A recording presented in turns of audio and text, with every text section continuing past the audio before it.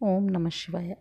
Hi పిల్లలు, నిన్న మనం రోమపాదుడు ఋష్యశృంగుడిని ఆశ్రమంలోంచి బయటికి రప్పించి అంగరాజ్యానికి పిలిచి తన కూతురు శాంతనిచ్చి వివాహం చేసిన విషయాలు తెలుసుకున్నాం కదా.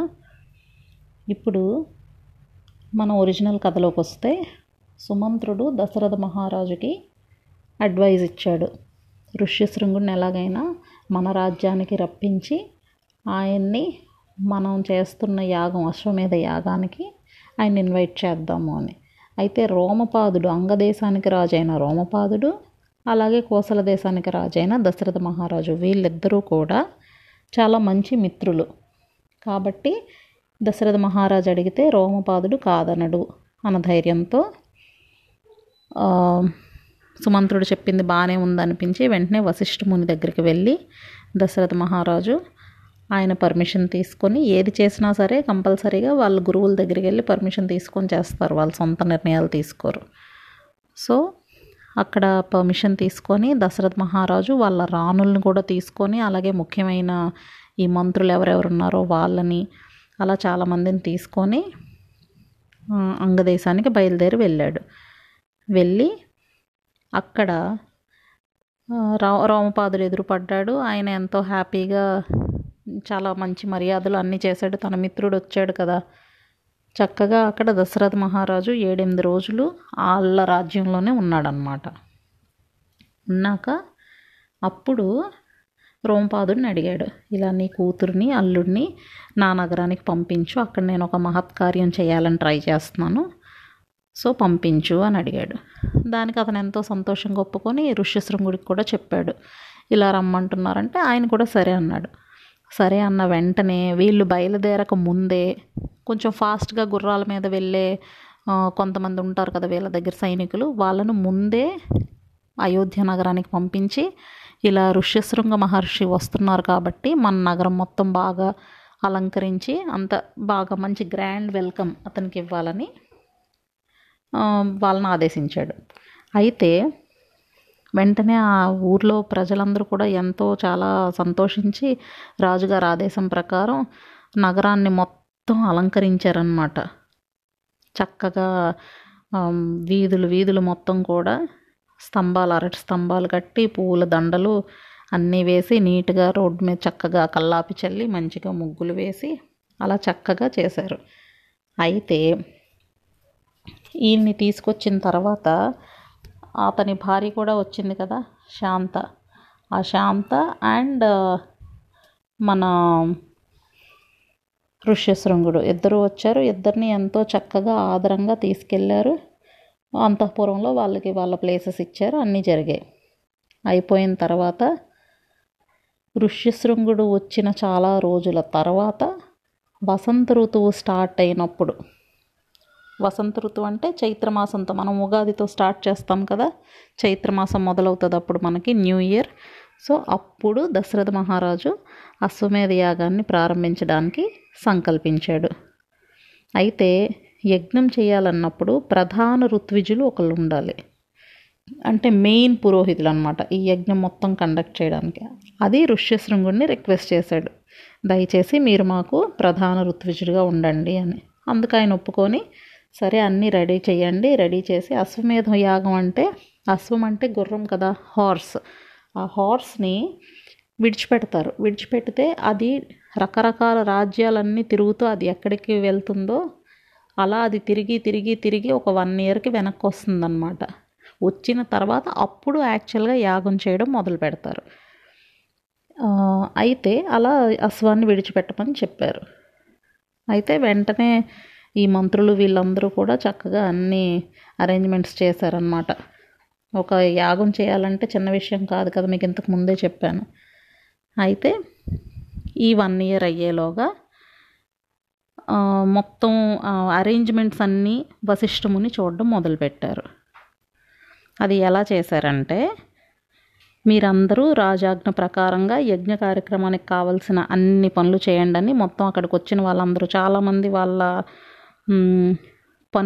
రకరకాల పనులు చేసే వాళ్ళు ఉంటారు కదా, కార్పెంటర్స్, బావులు తవ్వే వాళ్ళు, శిల్పాలు చెక్కేవాళ్ళు, బొమ్మలు వేసేవాళ్ళు, బిల్డింగ్స్ కట్టేవాళ్ళు, అలాగే డిఫరెంట్ డాన్సెస్ చేసేవాళ్ళు, మ్యూజిషియన్స్, ఇలాంటి వాళ్ళందరూ ఉన్నారు. వాళ్ళందరికీ ఎవరెవరి పనులు ఏంటేంటన్న దాని ప్రకారం వాళ్ళకి ఆ పనులన్నీ చెప్పారు. అలాగే యజ్ఞానికి చాలామంది రాజులను పిలుస్తారనమాట. ఆ రాజులందరూ వచ్చినప్పుడు వాళ్ళు ఉండడం కోసం పెద్ద పెద్ద బిల్డింగ్స్ కట్టమని చెప్పారు. అలాగే బ్రాహ్మణ్స్ ఎంతోమంది వస్తారు, మరి ఎంత పెద్ద యాగం కదా, ఆ వచ్చిన బ్రాహ్మణ్స్ అందరికి కూడా వాళ్ళకి కావలసిన ఇల్లు అవన్నీ కట్టమని చెప్పారు. అలాగే భోజన సత్కారాలు ఎక్కడ ఎలాంటి లోపం లేకుండా జరగాలి.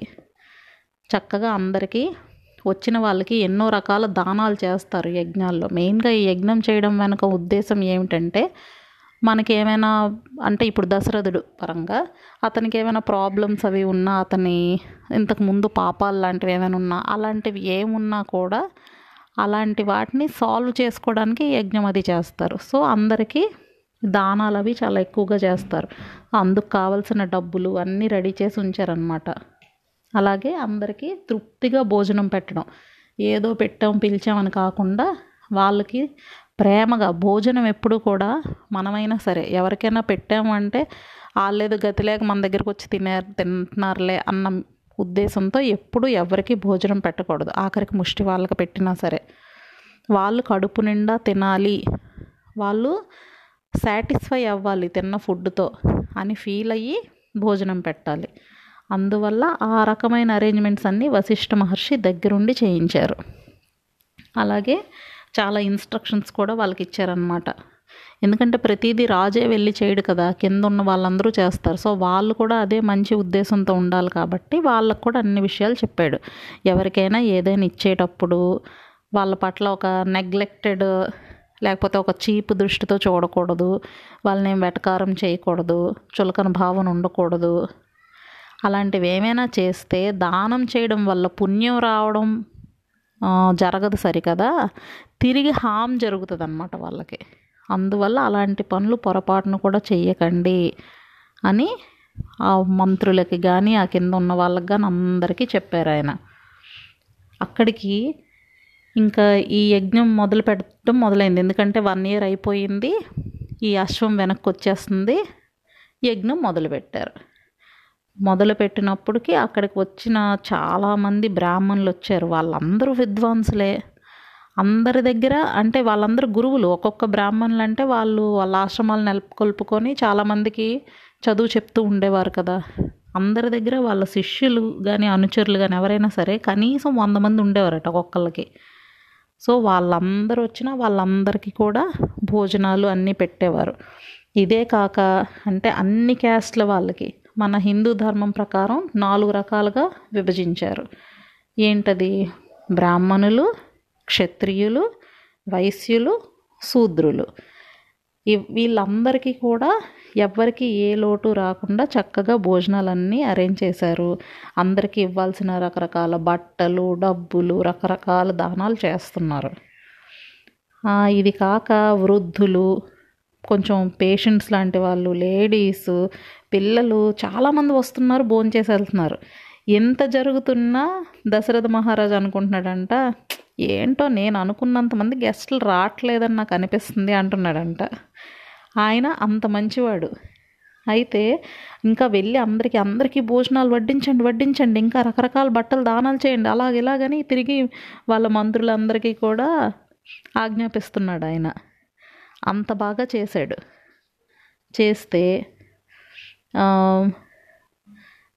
దాన్ని ఏమంటారు, వాళ్ళకిచ్చే దానాలు కొన్ని లక్షల ఆవులు గోదానం చేస్తే చాలా చాలా చాలా పుణ్యం. ఇప్పటికైనా కూడా మనకు అందరూ చెప్తూ ఉంటారు, మనం గోదానం ఎవరికైనా చేస్తే అంటే అవతలవాడు దాన్ని తీసుకొని మళ్ళీ ఆవును పట్టించుకోకుండా ఉండేవాడికి చేయకూడదు. కానీ చక్కగా ఆవును పెంచుకొని దాని పాలను వీళ్ళు వాడుకుంటూ ఆవును కూడా చక్కగా చూసుకుంటూ ఉండే వాళ్ళకి గోదానం చేస్తే చాలా చాలా పుణ్యం. అలాగ ఆయన కొన్ని లక్షల గోవుల్ని, అలాగే బోల్డ్ బంగారు నాణేలని, అతనికి వాళ్ళ కోశాగారం ఉంటుంది కదా, ట్రెజరీ అంటే బోల్డ్ డబ్బు, అదంతా కూడా ఖాళీ అయిపోయిందంట. అంత దానం చేశాడంట అందరికీను. ఇంకా బోల్డు రకాల బట్టలు అవన్నీ చేశాడంట. అలాగే వాళ్ళ రాజులు చాలామంది వచ్చారు కదా, వాళ్ళకు కూడా చాలా చాలా గిఫ్ట్స్ ఇచ్చాడంట. వాళ్ళ అన్నం అది వండేటప్పుడు ఇంతమంది భోజనాలకి ఆ అన్నం రాసి ఇలా పోగుగా పోస్తే అదో పెద్ద కొండలాగా ఉండేదంట. అంతంత అన్నం వండి పెట్టారు అందరికీను. సో అలా చక్కగా ఎంతో బాగా చేసేసాడు, మొత్తానికి ఆ యాగాన్ని పూర్తి చేశాడు. అయిపోయాక దశరథ మహారాజు ఋష్యశృంగుడితో చెప్తున్నాడనమాట, మహర్షి, నా వంశం అభివృద్ధి చెందడం కోసం, నేను కొడుకులను కనడం కోసం నేను ఒక క్రతువు ఏదో ఒకటి చెయ్యాలి. ఇప్పుడు అశ్వమేధ యాగం చేశాను, నాకేమైనా పాపం ఉంటే పోవడానికి. ఇప్పుడు నాకు పిల్లలు పుట్టడం కోసం ఏం చెయ్యాలో మీరే చెప్పండి అని అడిగాడు. అప్పుడు ఆయనేమో, రాజా నువ్వేం కంగారు పడకు, నీకు వంశోద్ధారకులైన పుత్రులు 4 పుడతారు. ఒకళ్ళు కాదు, 2 కాదు, నువ్వు అసలు పిల్లలు లేరని బాధపడుతున్నావు, 4 కొడుకులు పుడతారు నీకు అని చెప్తే చాలా సంతోషించాడనమాట ఆయన. అయితే అప్పుడు ఆయన బాగా ఆలోచించి ఋష్యశృంగుడు, పుత్రకామేష్టి అనే ఒక క్రతువు ఉంది, దాన్ని చేద్దాం, నేను అది నీతో చేయిస్తాను, నీకు డెఫినెట్గా మంచి జరుగుతుంది అని చెప్పాడు. సో ఇప్పుడు అశ్వమేధ యాగం అయిపోయింది, పుత్రకామేష్టి యాగం చేయడం మొదలుపెట్టాడు. చేస్తే యాగాలు హోమాలు చేసేటప్పుడు ఏంటంటే ఆ యాగంలో రకరకాల హవిస్సులు అవి వేస్తూ ఉంటారు కదా, మీరు చూసే ఉంటారు. పెద్ద పెద్ద యాగాలు అవి జరిగేటప్పుడు దానిలోంచి వచ్చే ఎనర్జీ అనుకోండి, హవిర్భాగం అంటాము, అది రిసీవ్ చేసుకోవడానికి దేవతలు వస్తారు. ఎందుకంటే మనం ఆకలేస్తే అన్నం తింటాం, కానీ వాళ్ళకి అదే భోజనం. దేవతలకి ఏంటంటే మనం యజ్ఞాలు యాగాలు చేసేటప్పుడు అందులోంచి వస్తుందే, యజ్ఞంలోంచి ఎనర్జీ, హవిస్సు, అదే వాళ్ళకి ఫుడ్ అన్నమాట. అందువల్ల మనం యజ్ఞాలు అవి చేస్తే వాళ్ళు అవి తీసుకొని హ్యాపీ ఫీల్ అయ్యి, ఇప్పుడు వరుణదేవుడు ఉన్నాడు అనుకో, అది అందుకొని హ్యాపీ ఫీల్ అయ్యి వర్షాలు కురిపిస్తాడు. అలా అందరు దేవతలు వాళ్ళు చేయాల్సిన పనులు వాళ్ళు సంతుష్టులైనప్పుడు చేస్తారు. సో మనం యజ్ఞాలు యాగాలు చేసేటప్పుడు దేవతలు వస్తారు మన దగ్గరికి. అప్పటికి ఇప్పటికి తేడా ఏంటంటే, అప్పుడు వస్తారని నమ్మేవారు, వచ్చిన వాళ్ళు కనిపించేవారు కూడా కొంతవరకు వాళ్ళకి, అందుకు వాళ్ళు అవి చేసేవారు. ఇది కొన్ని లక్షల సంవత్సరాల క్రితం జరిగింది కదా రామాయణం. అదే ఇప్పుడు కూడా వస్తారు, కానీ మనం అది నమ్మం. ఆ యజ్ఞం చేసామంటే చేసాం, అబ్బాయి ఇల్లంతా పొగొచ్చింది అనుకుంటాం తప్ప యజ్ఞం వల్ల ఏంటి బెనిఫిట్ మనం అంత అబ్జర్వ్ చేయం. ఎందుకు, మనకంత శక్తి లేదు. ఇప్పుడు యూవీ రేస్ ఉన్నాయి, అల్ట్రావైలెట్ రేస్, అలాగే ఇన్ఫ్రారెడ్ రేస్. మీరు మైక్రోవేవ్ ఆన్ చేస్తే అందులోంచి వేవ్స్ వెళ్తాయి, మీరు ఎప్పుడైనా చూసారా? కనిపించదు. కానీ మనం అందులో ఏదైనా పెడితే అది వేడెక్కుతుంది. మీరు గ్లాస్తో మంచినీళ్ళలో పాల్లో మైక్రోవేవ్లో పెడితే అది వేడెక్కుతుంది, కానీ అందులోంచి పాస్ అయ్యే రేస్ మీకు కనిపించవు కదా. అలాగే మన కంటికి కనిపించినంత మాత్రాన అక్కడ రేస్ లేవు అని కాదు. అలాగే ఈ దేవతలు వీళ్ళందరూ వస్తారు అంటే వస్తారు, మనకు కనిపించినంత మాత్రాన వాళ్ళు రాలేదని మనం అనకూడదు. మనకంత శక్తి లేదు వాళ్ళని చూడగలిగే శక్తి, అంతే. సో ఈ యాగం దగ్గర కూడా మొత్తం గంధర్వులు, సిద్ధులు, మహర్షులు, ఎవరికి సంబంధించిన హవిర్భాగం వాళ్ళు తీసుకోవడానికి వాళ్ళు వచ్చారనమాట. అయితే బ్రహ్మదేవుడు కూడా వచ్చాడు అక్కడికి. వచ్చిన వెంటనే ఈ దేవతలందరూ బ్రహ్మదేవుడి దగ్గరికి చేరారంట. చేరి బ్రహ్మదేవుడితో విన్నవించుకుంటున్నారు, తండ్రి నువ్వు అనుగ్రహించే ఒక గొప్ప వరం ఇచ్చావు రావణాసురుడు అనే ఒక రాక్షసుడికి. చూడు, రావణాసురుడి పేరు వచ్చింది ఇక్కడ. రావణాసురుడు అనే రాక్షసుడికి గొప్ప వరం ఇచ్చావు. ఆ వరం వల్ల తనేం చేస్తున్నాడు, మమ్మల్ని చిత్రహింసలు పెట్టేస్తున్నాడు. మేమేమీ చేయలేకపోతున్నాం. ఎందుకు, అతను గొప్ప తపస్సు చేశాడు, నువ్వు మెచ్చుకున్నావు, నువ్వు వరం ఇచ్చేసావు. అతను ఇప్పుడు ఎలా తయారయ్యాడంటే, అతను ఎక్కడైనా ఒక పర్వతం మీద ఎక్కడ అలా విహరిస్తున్నాడు అనుకో, అమ్మో అని అతనికి భయపడి సూర్యుడు కొంచెం తన వేడిని తగ్గించుకొని అక్కడ ఉంటాడంట. అలాగే కాస్త గాలి ఇవ్వాలనుకో, ఆయన దగ్గరికి వచ్చేసరికి హార్ష్గా రాకూడదు గాలి, ఎప్పుడు కూడా అలా స్మూత్గా మంచి గాలి అంటాం చూడు మనం, కూల్ బ్రీజ్ అని, ఆ టైప్లోనే గాలి వేయాలి. అలా ప్రతి ఒక్క పంచభూతాలతో సహా ప్రతి ఒక్కళ్ళు కూడా ఆయన అంటే భయపడుతున్నారు. ఇంద్రుడి మీద కూడా దండెత్తేసాడు అతను. ఇలా ఇన్ని రకాలు చేస్తున్నా మేమేమీ చేయలేకపోతున్నాం, మీరే మమ్మల్ని ఎలాగైనా సేవ్ చేయాలి అని బ్రహ్మదేవుడిని ప్రార్థించారు. అప్పుడు బ్రహ్మదేవుడు ఆలోచించి వెంటనే అన్నాడు, నాకు మంచి ఐడియా వచ్చింది. అతను తపస్సు చేశాడు కరెక్టే. ఏమని అడిగాడు? గంధర్వులతో కానీ, యక్షులతో కానీ, దేవతల వల్ల కానీ, రాక్షసుల వల్ల కానీ, దానవుల వల్ల కానీ, ఇలా వీళ్ళెవ్వరి వల్ల నాకు చావు లేకుండా వరం ఇవ్వు అని అడిగాడు. నేను సరే అని అన్నాను. ఇప్పుడు వీళ్ళందరూ దేవతలే కదా, అందువల్లే వీళ్ళ వల్ల అతనికి ఏం చావు రాదు, అందుకే వాళ్ళు భయపడుతూ అలా ఉంటారు.